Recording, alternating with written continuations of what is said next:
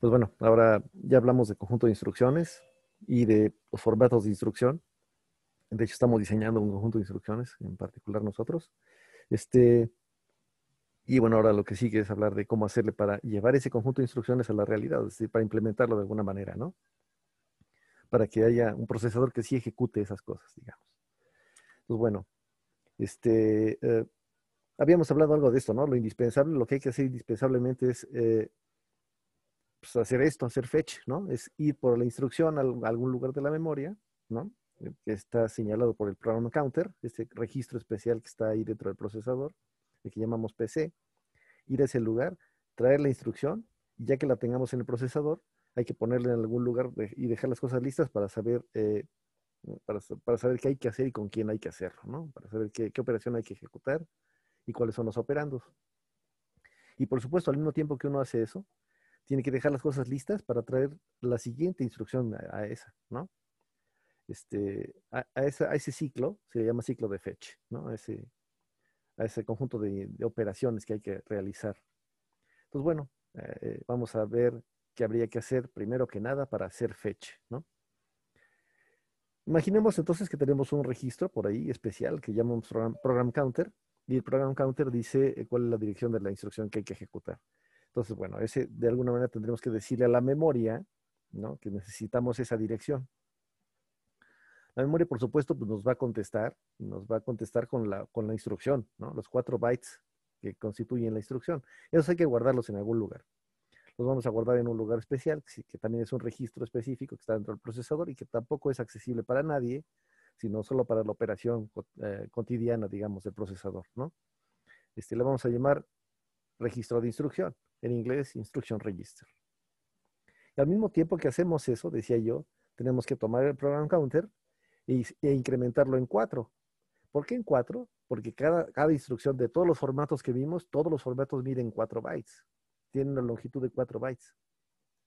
Así que si una instrucción mide 4 bytes y empieza en la dirección I, en I más 4 está la siguiente de esa, ¿no? La instrucción que está inmediatamente abajo de ella.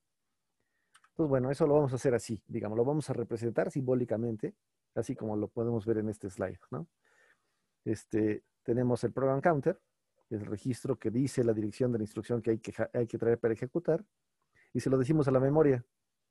Vamos a suponer, que por cierto no es una suposición descabellada, que esta memoria solo guarda instrucciones, ¿no? No es una suposición descabellada porque típicamente los procesadores de hoy día, la memoria está hasta allá y tenemos dentro del procesador un caché.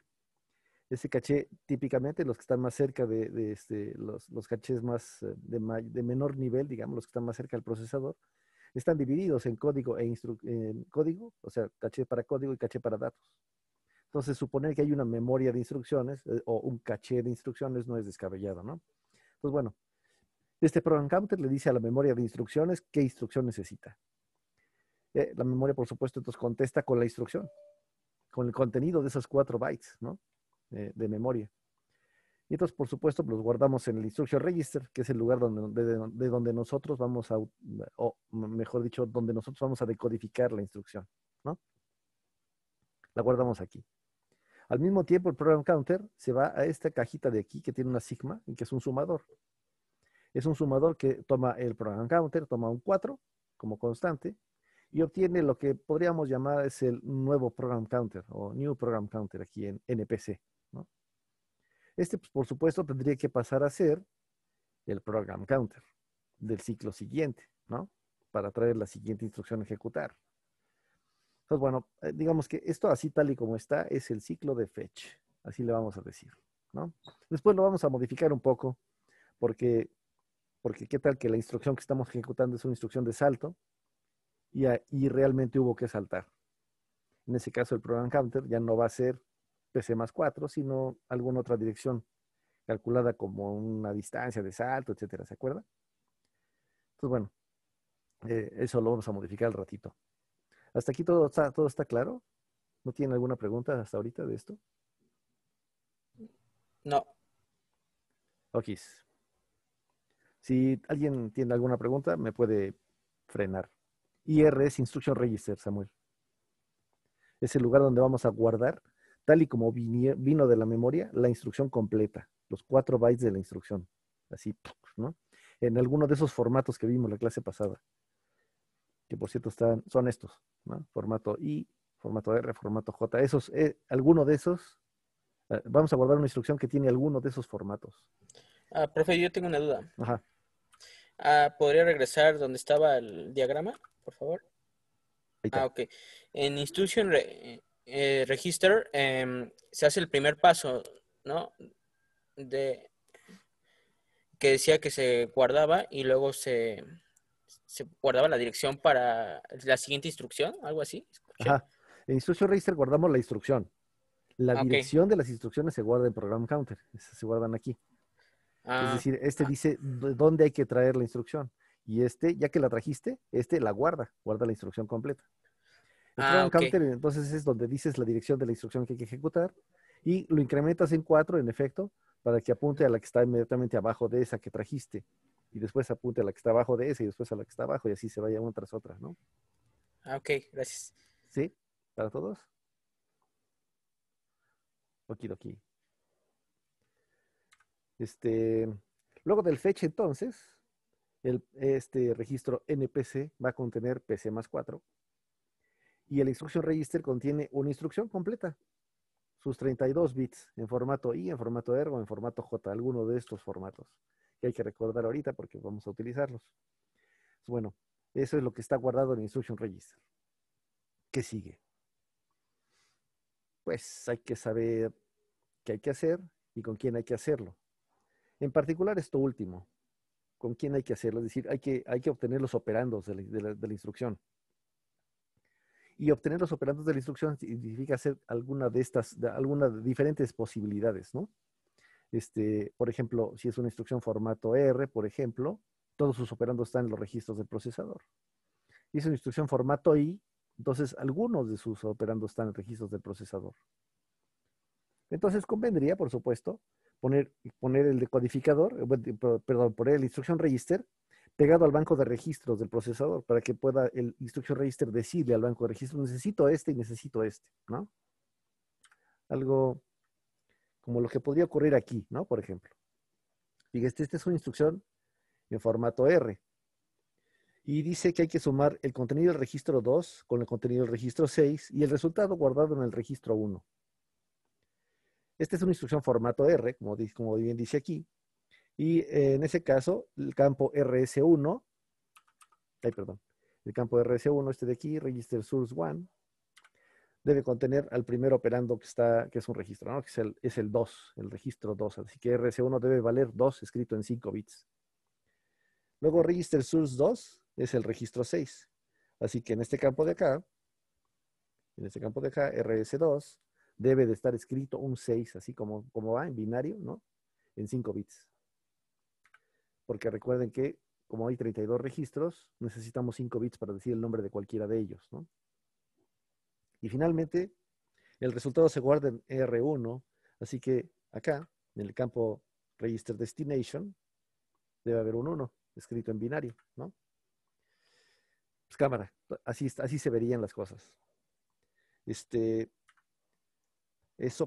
Para poder hacer eso, vamos a hacer lo siguiente. El Instruction Register lo vamos a conectar con el banco de registros, como dice aquí.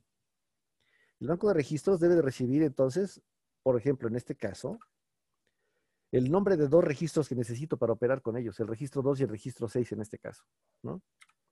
Así que le voy a decir al banco de registros que lea un registro al que voy a llamar A. Podría ser, en este caso, por supuesto, el registro 2, ¿no? Que lea otro registro, el que voy a llamar B. En el caso de la instrucción que nos ocupa sería el registro 6, ¿no?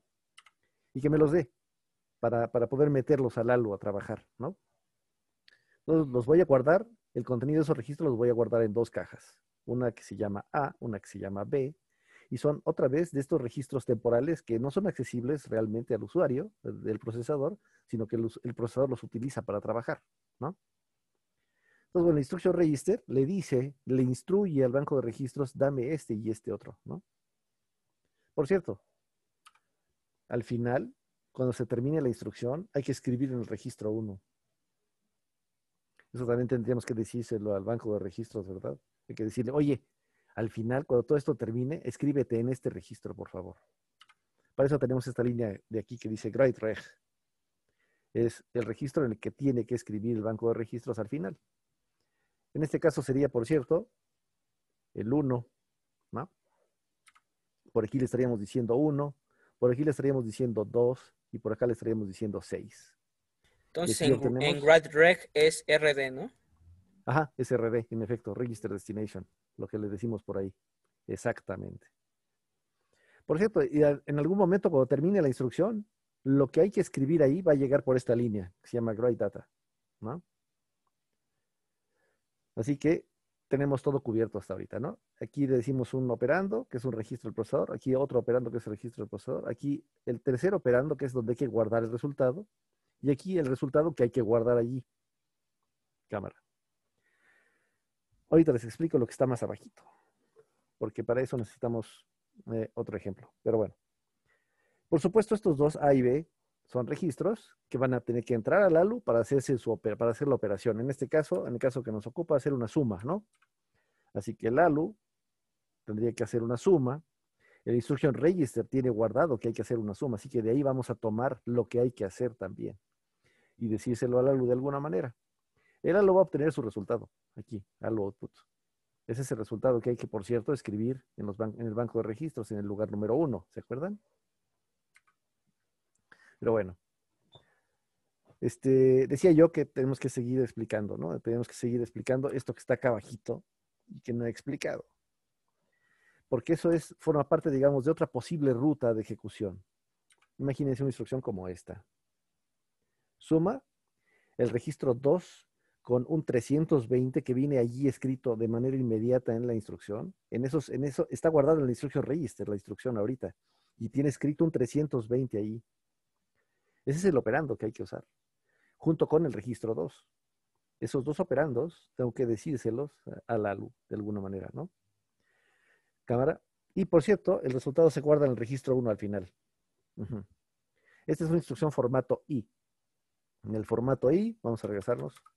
Ajá, aquí está, el formato I tenemos Register Source 1, Register Destination y el operando inmediato.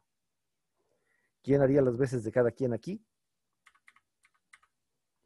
Pues Register Source 1 es este registro de aquí con el que hay que trabajar, así que es un 2. Register Destination es el registro donde hay que escribir al final, que es el 1. Y el operando inmediato, este de aquí, escrito en el campo inmediato de la instrucción, es un 320. ¿No? Ahí está todo.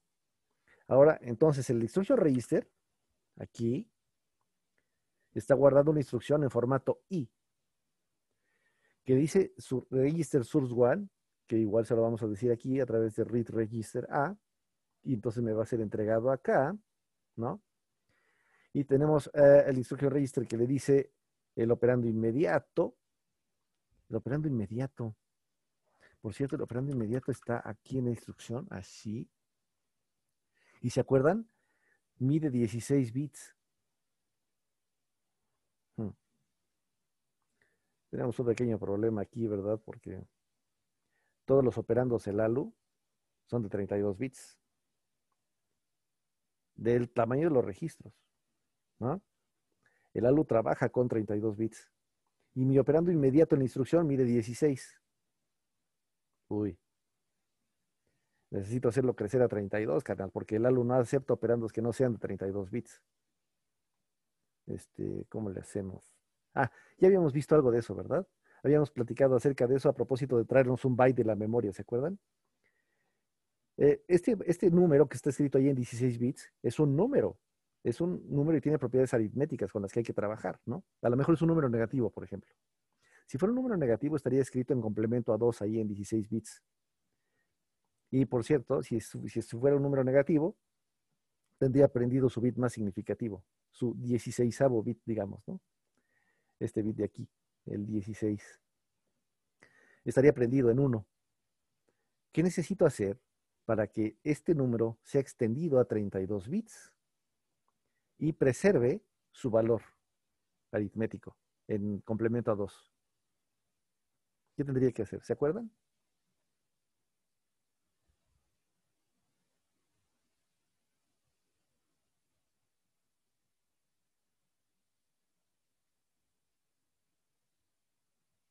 No me digan que ya se les olvidó.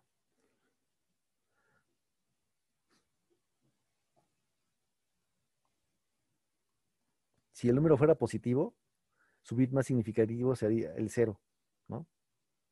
Y entonces si relleno los 16 lugares que faltan de este número, los 16 lugares más significativos para guardarlo en 32, y lo relleno con ceros, no hay bronca. Se preserva su valor y todo, ¿no? Ajá. Braulio dice, casi estás bien, Braulio, porque dices respetando el signo, en efecto, ¿no? No hay que rellenar con ceros, porque rellenar con ceros significa que preservas el signo solo si el número es positivo, ¿no? Si el número es negativo, entonces empieza con 1. Y si empieza con 1, entonces lo que hay que hacer es lo mismo, tomar el bit más significativo, que en este caso es 1, y reproducirlo 16 veces y pegárselo al número. ¿Quieres transformar un número de 16 bits en un número de 32 bits, pero con el mismo signo y el mismo valor que tiene el número de 16?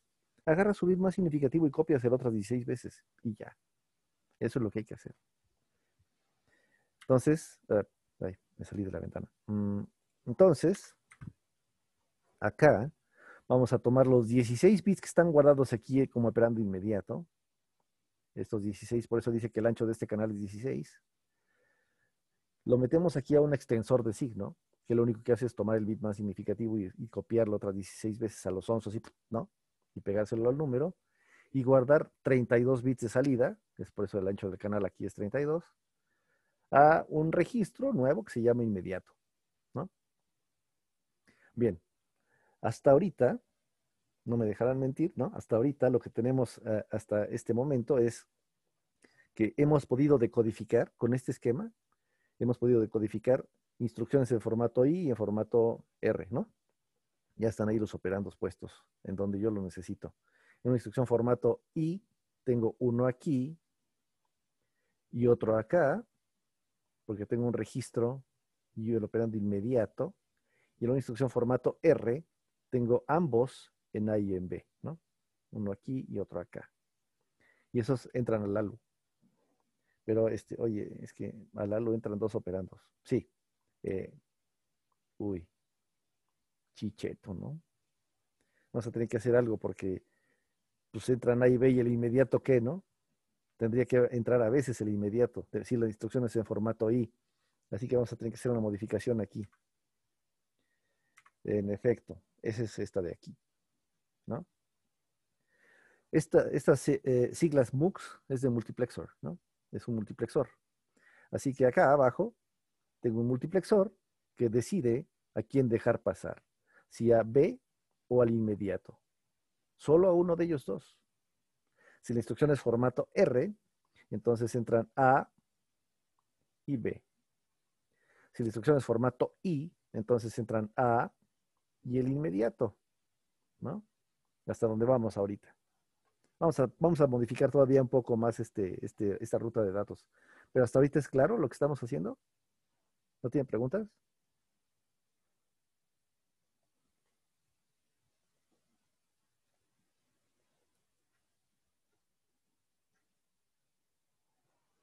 Cámara. Esta es de las partes que es mucho más fácil hacerlo en el pizarrón, ¿no? Porque uno va dibujando lo que necesita conforme uno explica, ¿no? En cambio aquí, pues, bueno, tiene uno que ir arruinando o desarruinando el dibujo cuando lo está exponiendo, pero bueno. Ahora, ¿qué sigue? Vamos a poner otro ejemplo, ¿no? Este es un ejemplo formato I. Eh, es un branch equal 0, ¿no? Salta si es 0 el registro 4, y si es 0 el registro 4, entonces saltas a una instrucción que está por ahí en algún lugar de tu código y que tiene una etiqueta puesta. Eso lo va a traducir, habíamos dicho en la clase pasada, lo va a traducir el ensamblador como una distancia de salto. Bueno, distancia entre comillas, ¿no? Un desplazamiento de salto hacia arriba o hacia abajo, negativo o positivo, ¿no? De la instrucción que está inmediatamente abajo de la tuya, abajo de la que estás decodificando ahorita, a la instrucción de salto. Por eso es distancia de PC más 4 a la instrucción que está etiquetada, ¿no? Hasta ahí, ¿recuerdan eso? ¿No tienen preguntas?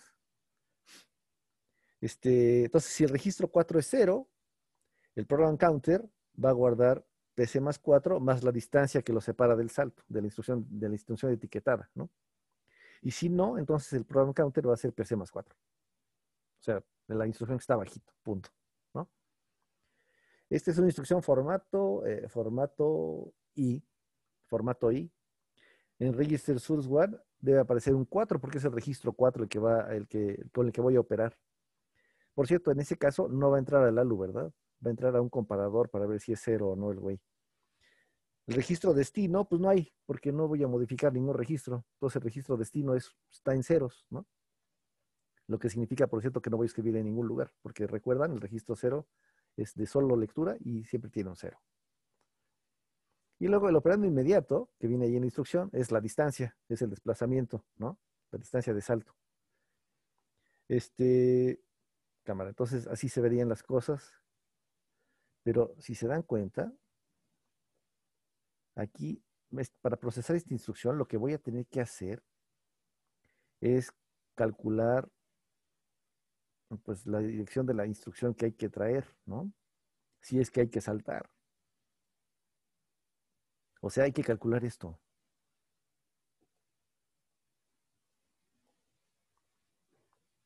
PC más 4, más la distancia que hay para llegar a la instrucción a la que salté, a la que voy a saltar, ¿no? Eso es lo que va a tener que hacer el ALU en este caso, ¿verdad? Esa es la operación que tendría que ser el ALU. Una suma del operando inmediato, que es la distancia, y ¿quién es el otro operando?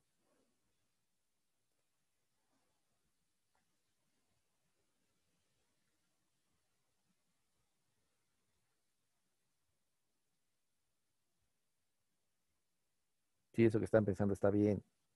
Solo atrévanse a decirlo.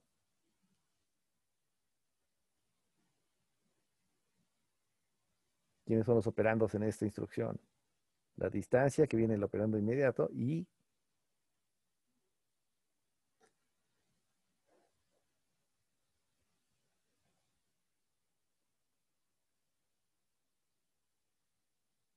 mira qué flojos.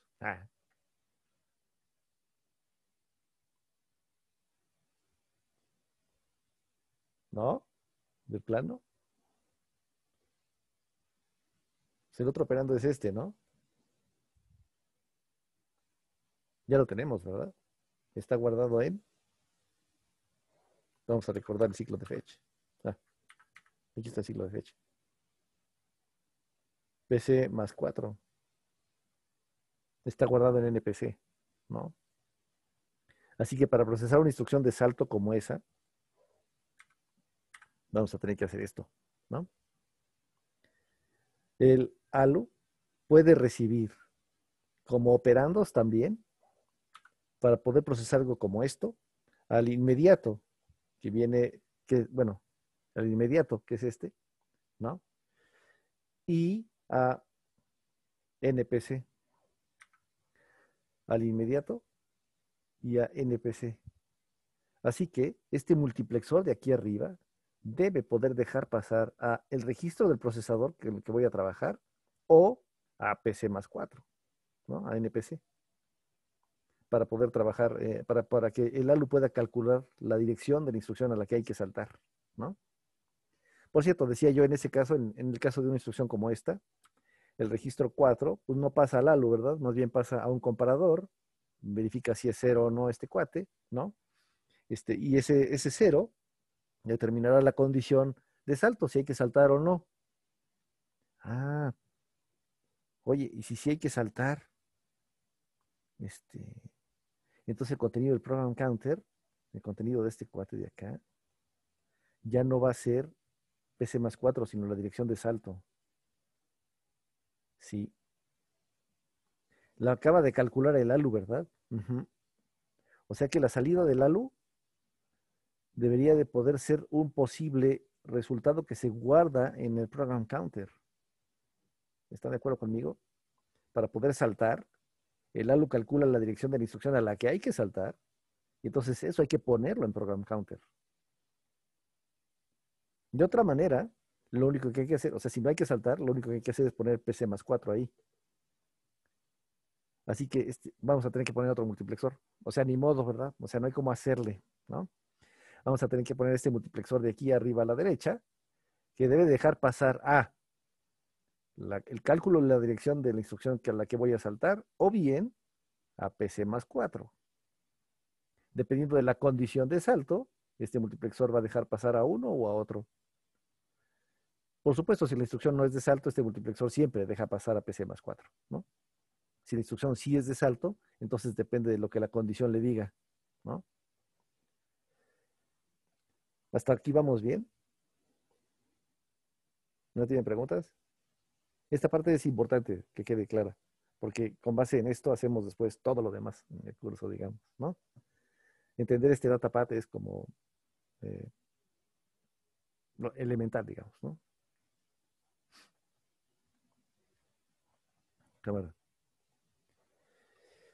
Bueno, entonces hasta ahorita, ¿cómo vamos? Ya hemos procesado instrucciones formato I y formato R, ¿no? La instrucción formato J, pues esta está más sencilla, ¿no? Porque realmente viene el inmediato, ¿no? Y se suma con el PC, ¿no? Para calcular la dirección de salto, igual que como lo hemos hecho ya. Entonces sí ya está resuelto, digamos, por default, con lo que ya tenemos. Pero nos falta todavía procesar algún otro tipo de instrucciones. Por ejemplo esta, ¿no? ¿Se acuerdan qué hace esta? Es un load word. Trae de la memoria una palabra, ¿no? De 32 bits y la guarda en el registro 7. La trae, por cierto, de la dirección indicada por 120 bytes más abajo de lo que diga el registro 9. O sea, te vas al banco de registros, te fijas en el lugar número 9 del banco de registros. Eso tiene un número. Ese número se lo sumas al 120. Y eso te da una dirección de memoria. Vas a esa dirección de memoria y traes el dato. Y ya que lo trajiste, lo guardas en el registro 7, ¿no? Esta es una instrucción formato I también. Tenemos un operando inmediato. ¿No? Escrito en 16 bits ahí en la instrucción. Tenemos un operando origen, register source 1, es el 9, ¿no? Es el registro 9. Y por último tenemos el registro destino, que es ahora sí, vamos a escribir en el registro 7, ¿no? Entonces, bueno, para ejecutar una instrucción como estas, ¿qué tendríamos que hacer? Tomar el registro 9, eso va a estar en el cuadrito A, ¿no? En el registro A. Tomar el 120, que va a estar en el operando inmediato. Que los multiplexores de entrada al lo dejen pasar entonces al inmediato y a A. Hacer la suma para calcular la dirección de memoria, ¿no? Y luego hay que decirle a la memoria donde están guardados los datos. Oye, necesito el dato que está guardado aquí, ¿no? Quiero que leas el dato que está aquí. La memoria me contesta y, y ese contenido debería de irse al banco de registros, ¿no? Para poder escribirse en el registro 7, dice ahí, ¿no? ¿Están de acuerdo conmigo? O sea, nos falta incrementar la ruta para poder hacer eso. Ay, mire, también para poder hacer esto, este es un load, es para traer cosas de la memoria. Este es un store, es para guardar cosas en la memoria.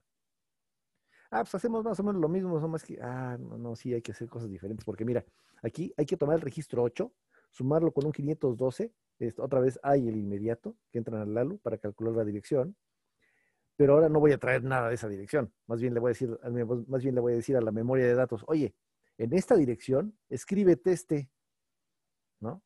Es el registro 5. En este caso, el registro 5 no sirve como operando destino, ¿no? A pesar de que está en el campo RD, realmente no es el destino. Es el origen que se va a ir a escribir a la memoria, ¿no? Entonces, ese registro 5 está guardado en el campo D. Uh-huh. Ese tiene que poder entrar a la memoria, ¿no? A ver, vamos a modificar nuestro dibujito entonces para incluir esas cosas, ¿no?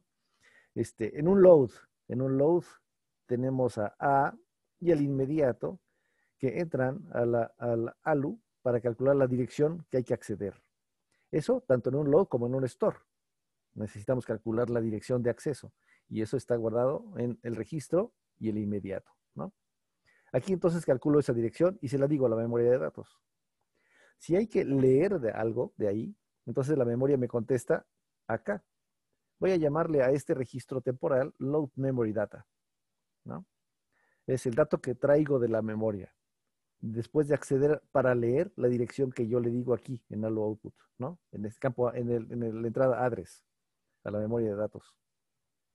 Ya que me lo dio, lo escribo en el banco de registros. Oye, pero es que no es la única cosa que puedes escribir en el banco de registros, ¿te acuerdas? En una instrucción formato R, donde sumas dos registros y el resultado lo guardas en un tercero, también tienes que poder escribir el resultado de esa suma, ¿no? O de esa multiplicación o de ese XOR. Así que, y eso está guardado en ALU output. Así que ALU output y load memory data son dos cuates que tienen que competir, dependiendo de la instrucción, para poder entrar a ser escritos, ¿no? En el banco de registros. Este multiplexor de aquí entonces abajo a la derecha me sirve para decidir si lo que hay que hacer es escribir un dato que traigo de la memoria o la salida del ALU como resultado al banco de registros en write data. ¿Sí? Eso para un load. Para un store, la dirección la calculo aquí igualito, ¿no? Se lo digo a la memoria de datos y hay que decirle qué tiene que escribir. Eso está guardado aquí, en el registro B, ¿no? Es el que está fungiendo como registro destino en ese momento. Entonces, bueno, pues si es una instrucción de store, yo especifico que aquí guardo el registro, el contenido del registro destino, el contenido del registro que voy a escribir, perdón, en la memoria, y pues se lo digo acá, a la memoria de datos, en su línea de escríbete esto, ¿no? Bien, eso es todo el datapath ahora sí. Voy a hacer una síntesis grande, ¿no? Para poner the big picture, ¿no? Digamos, de todo lo que acabo de decir. Entonces lo voy a explicar desde el principio, en el extremo izquierdo, hasta el final. Si en algún momento hay algo que no queda claro, me interrumpen, por favor, para en ese momento hacer un corte y reexplicar lo que haya que reexplicar de alguna otra manera. ¿Está bien? Bueno, esta es la ruta de datos de DLX, de un procesador que ejecuta las instrucciones en el formato I, R o J de los que vimos, ¿no? Lo primero que hay que hacer para toda instrucción es hacer fetch, es traer la instrucción que hay que ejecutar. Para eso, lo que necesitamos es guardar la dirección de esa instrucción en una caja especial, en un registro temporal, al que le llamamos program counter, que está aquí, en el extremo izquierdo. El program counter guarda la dirección de la instrucción que hay que traer. Entonces se la digo a la memoria de instrucciones para que me traiga justamente esa instrucción. Son 4 bytes que la memoria me tiene que traer, ¿no? Que tengo que extraer de la memoria y guardar, por cierto, en un registro temporal que llamo instruction register aquí. Al mismo tiempo que hago eso, mi program counter va a sumarse con un 4 para, digamos, establecer de una vez la dirección de la instrucción que está inmediatamente abajo de la instrucción que estoy leyendo ahorita. Es decir, la instrucción, estoy suponiendo que se está ejecutando secuencialmente un programa. Y la instrucción que sigue es la que está inmediatamente abajo de la que estoy trayendo, ¿no? En 4 bytes más abajo de ella, porque todas las instrucciones en formato I, R o J miden 4 bytes exactamente, ¿no? Pues bueno, ese resultado lo guardo en NPC, que es el New Program Counter, digamos, ¿no? Y potencialmente es el que va a entrar como el Program Counter nuevo, ¿no? Para hacer fecha a la siguiente. Bueno, ahora, si es una instrucción formato R, entonces tiene 2 registros como operandos de origen y un registro como operando destino. El instruction register entonces debe estar en capacidad de decirle al banco de registros, dame este operando origen, dame este otro operando origen, que son read register A y read register B, y el banco de registros me va a contestar guardando el contenido de esos registros en estos registros temporales A y B. ¿Sí? Y bueno, por supuesto, también debo poder decirle, y el resultado escríbelo en este registro. Así que ese es write reg, esta línea de aquí. Le dice al banco de registros en qué registro debe escribir el resultado. El resultado que en algún momento le va a llegar por esta línea de aquí que se llama write data. ¿Sí? Bueno, Si la instrucción es en cambio de formato I, entonces el operando inmediato aparece aquí en la instrucción register escrito en 16 bits. Y bueno, pues por supuesto ese es uno de los operandos que tienen que entrar al ALU, pero está escrito en 16 bits, lo que significa que tengo que extenderle el signo para dejarlo en 32 bits y guardarlo en esta caja de registro temporal IMM. Extender el signo de un operando para preservar sus propiedades aritméticas, haciéndolo crecer de tamaño nada más, consiste esencialmente en tomar su bit más significativo y reproducirlo otras 16 veces y pegárselo al anterior y ya, ¿no? Bueno, por supuesto, entonces hay varias posibilidades aquí, y es que los operandos que entran al ALU pueden ser dos registros, A y B, o un registro y el inmediato. Hasta ahí vamos ahorita. Entonces tengo que dotar a el ALU de multiplexores de entrada para que decidan a cuál de los dos operandos posibles que entran en ellos dejar pasar. Y para eso es que necesitamos multiplexores, ¿no? Bueno, otra posibilidad es que esta instrucción que estoy leyendo en este momento sea una instrucción de salto. En ese caso tiene formato I. O bueno, mayormente tiene formato I, si es un salto condicional, por ejemplo, ¿no? Como la instrucción que pusimos de ejemplo. Branch igual 0, el registro 4, que me es entregado aquí en A, es comparado con 0. Así que en vez de pasarlo al ALU, mejor lo mandamos un comparador, ¿no? Y por cierto, si es una instrucción de salto, a la mejor tenemos que saltar. Y pues, si tenemos que saltar, tenemos que calcular la dirección de salto en buena onda. La distancia de salto o el desplazamiento del salto, ya sea positivo o negativo, ¿no? Está guardado en el IMM, el registro IMM. Pero el otro operando que necesito para calcular la dirección completa de la instrucción a la que hay que saltar está guardado aquí, en PC más 4, ¿no? Es PC más 4 y está guardado en NPC. Así que lo que hay que hacer es tomar el program counter de donde estoy parado ahorita, que es la instrucción que está inmediatamente abajo de la que estoy ejecutando, ¿no?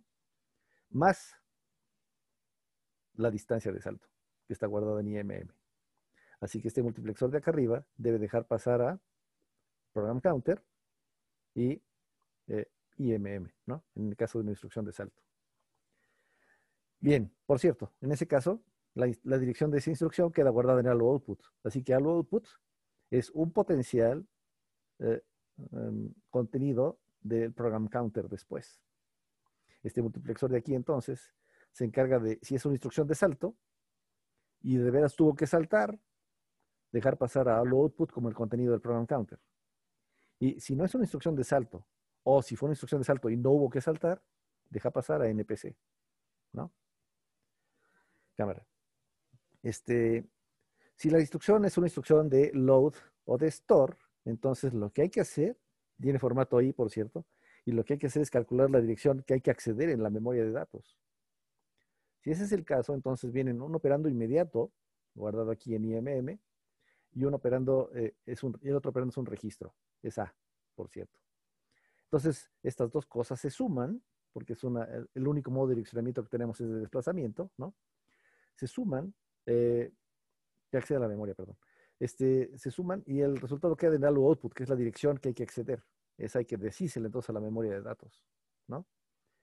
Y bueno, si es una instrucción de traer cosas de la memoria, es un load, entonces la memoria me contesta dándome el operando, bueno, dándome lo que estoy pidiendo que me traiga, me lo guarda aquí en este registro temporal que es load memory data.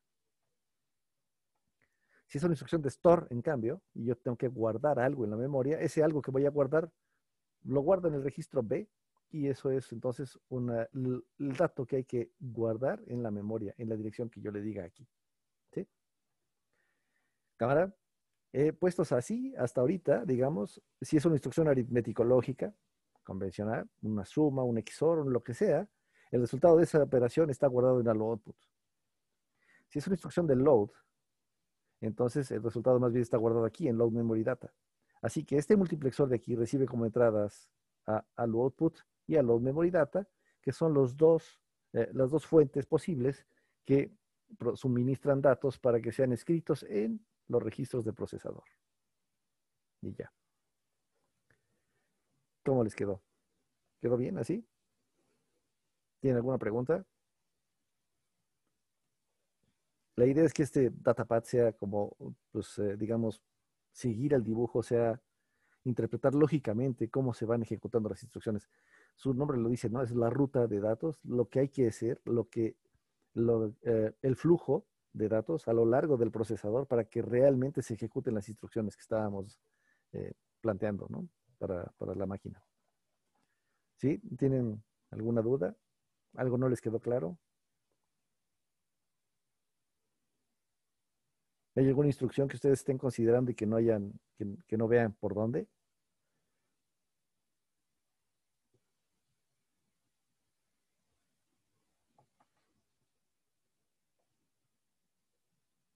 ¿Todo bien?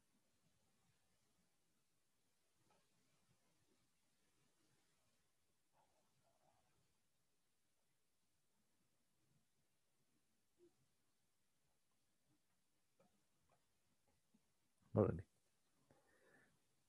Muy bien. En síntesis, entonces, las entradas al ALU son ambas del banco de registros, instrucción aritmética lógica formato R, o una del banco de registros y otra en operando inmediato con el signo extendido, instrucción aritmético lógica, también puede ser, o un load o un store que tiene formato I. O el program counter, luego de incrementarlo en 4, y un operando inmediato, en el caso de una instrucción de salto. En ese caso, el registro origen RS1 no pasa a la luz, sino a un comparador, ¿no? Este, bien, ahora necesitamos, por cierto, necesitamos pues que estas cosas realmente se lleven a cabo, ¿no? ¿A qué te refieres con eso? Sí, o sea, ¿quién le dice a los multiplexores qué hay que hacer, cabrón?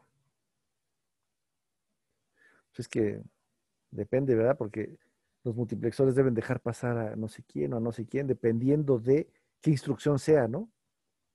O sea, alguien tiene que leer lo que está guardado en la instrucción register y enviar las señales adecuadas a los multiplexores para que dejen pasar a tal o cual de sus operandos, ¿no? Y a este multiplexor de aquí, y a este multiplexor, a todos. Sí, caray. Y no solo eso, también esa misma entidad que está leyendo el instruction register y con base en eso decide los multiplexores, también debe decidir qué operación debe de hacer el ALU. No, es una instrucción de salto. Ah, entonces el ALU tiene que sumar. No, es una instrucción de load o de store. Ah, entonces el ALU tiene que sumar.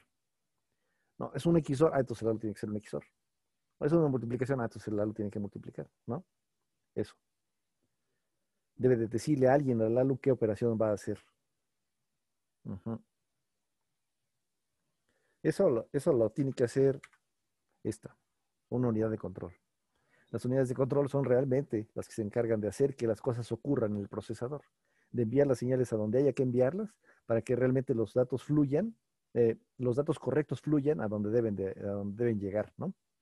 Este, hasta donde estábamos, por ejemplo, pues imagínense que es una instrucción formato R, entonces aquí en A y en B están guardadas cosas, pero nadie le dijo al inmediato que no guardara nada. Así que ahí está guardada una cochinada, ¿no? La instrucción es formato R, así que los operandos realmente son A y B, pero aquí pues, se guarda un cacho de esa instrucción, quién sabe qué es, ¿no? No te importa y lo guardas en IMM. No te sirve para nada ahorita, pero ahí está. Esa instrucción no tiene nada que ver con IMM, pero está guardada ahí una cochinada. Y es tu labor como unidad de control no dejar que pase ese güey, ¿no? Tienes que dejar pasar a A y a B. Es una instrucción de salto. Ah, entonces tienes que hacer todo lo necesario para que aquí este multiplexor reciba la señal adecuada y debe de dejar pasar a quien debe de dejar pasar para que realmente salte o no, según el caso, ¿no? Así que la unidad de control es fundamental para controlar realmente, para hacer que los datos que realmente fluyan a donde deben de fluir, ¿no? Bien. ¿Qué significa entonces ejecutar una instrucción? Lo acabo de decir, hay que leerla, ¿no? Hay que hacerle fetch. Y luego saber qué hay que hacer y con quién hay que hacerlo. Eso es lo que hacemos en la parte de codificación. Y hay que hacer que eso ocurra, ¿no? Hacer que los operandos correctos entren al ALU, hacer que se lean los registros correctos, hacer que sean escritos los resultados correctos en el lugar adecuado, hacer que la instrucción siguiente sea la correcta, si es una de salto y hubo que saltar, etcétera, ¿no? Cosas como esa. De eso se va a encargar la unidad de control del procesador, ¿no? Es decir, tenemos arriba de este diagrama, debemos tener una entidad a la que llamamos unidad de control, y que debe decir, debe de emitir señales, a las que vamos a llamar, por supuesto, señales de control, ¿no? Para poder decirle a los multiplexores a quién dejar pasar, para poder decirle al ALU qué operación debe de hacer, para poder decirle a la memoria si debe de leer o de escribir o de hacer nada, ¿no? En cada ciclo, etcétera, ¿no? Y bueno, de eso hablaremos pues, la próxima clase, ¿no? ¿Tiene alguna pregunta?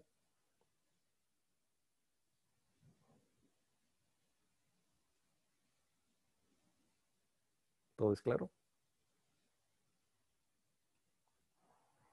Ahora andan muy poco animosos. Está bien rocoto eso. Bien loco. Ah, bien locote. Es que el lunes, ay, sí, todos los días se quedan bien callados. Pero bueno, ok. Ah, sí, frijolito, eso sí. Sí, cierto. Órale. Bueno, entonces, cuídense mucho, ¿no? Nos vemos el miércoles. Este, y pues procuren descansar y pues bueno, chale, ¿no? Recuerden que es un semestre pues completamente afuera de la común y entonces las cosas que ustedes suelen considerar como que ustedes deberían de hacer, a lo mejor no se van a poder llevar a cabo, ni modo, ¿no? Perdónense ustedes mismos, pues, o sea, no se exijan de más, ¿no? Sí, pues yo sé que sí, sí implica retrasos y demás en la vida de uno, pero pues es que ahorita lo importante realmente es salir vivos de esto, ¿no? Y lo más saludables física y mentalmente posible. Entonces, bueno, ya 3 semanas para sí, güey. Sí, es que es difícil, ¿no? No es lo normal, digamos, ¿no? O a lo mejor no con 8 materias, o no con 7, no sé, ¿no? Hay que también, la carga de trabajo también es diferente y es importante. Y además también los profes, como no estamos acostumbrados a hacer lo que tendremos que hacer en estas circunstancias, pues hacemos también tonterías como dejarles 8 toneladas de tarea y cosas por el estilo, ¿no? Entonces, bueno, pues estén muy bien. Nos vemos entonces, chamacos. Gracias, profe, que tenga buen inicio de semana. Igual ustedes.